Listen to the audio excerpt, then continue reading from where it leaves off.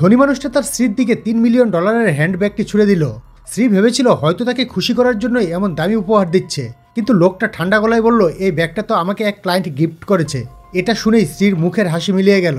তার মনে পড়ে গেল প্রতিবারই যখন তার স্বামী তাকে কোনো উপহার দিয়েছে তখনই সে একই কথা বলেছিল, ক্লায়েন্ট গিফট করেছে।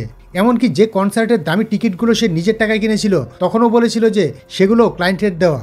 এই কথাগুলো তার ভেতরটা ভেঙে চুরমার করে দিল। তার মনে হলো সে নিজের বাড়িতেই যেন একটা ডাস্টবিনে আছে।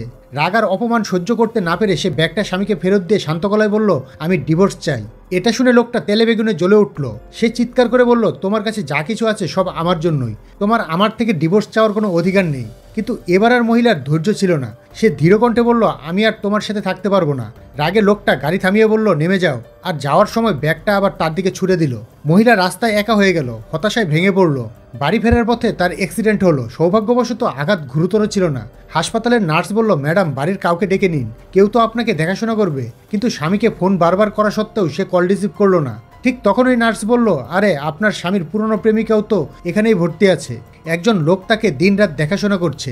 মহিলার বুক কেঁপে উঠল। সে ধীরে ধীরে সেই ওয়ার্ডের সামনে গেল এবং দেখলো সত্যিই তার স্বামী তার পুরনো প্রেমিকাকে খুব যত্ন করে দেখছে। সে ভাবলো হয়তো শেষবার আরেকটা সুযোগ দেওয়া যেতে পারে। তাই সে ফোন করলো এবং জিজ্ঞেস করলো, তুমি কোথায়? স্বামী বলল, আমি বাড়িতেই আছি। সেই মুহূর্তে তার ভেতরটা পুরোপুরি ভেঙে গেল। তখনই সে চূড়ান্ত সিদ্ধান্ত নিল, এবার সে সত্যি তাকে ছেড়ে দেবে। পরের দিন স্বামী কাজের মহিলাকে বলল, যাও ম্যাডামকে ডাকো, একসাথে খাওয়া দাওয়া করবো। কিন্তু কাজের মহিলা এসে শুধু ডিভোর্স পেপার দিল। লোকটা যখন কাগজ খুললো তার চোখ আটকে গেল সেই লাইনে যেখানে ডিভোর্সের কারণ লেখা ছিল।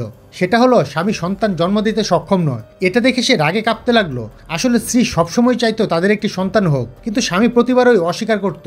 একদিন স্ত্রী বলেছিল, অন্তত একটা মেডিকেল চেক আপ করাও, ভবিষ্যতে তুমি কারোর সাথে থাকলে তখন যেন এই সমস্যা না হয়। এই কথাটা শুনেই লোকটা ক্ষেপে উঠেছিল আর রাগের মাথায় টেবিলের উপর থাকা সবকিছু ভেঙে ফেলেছিল।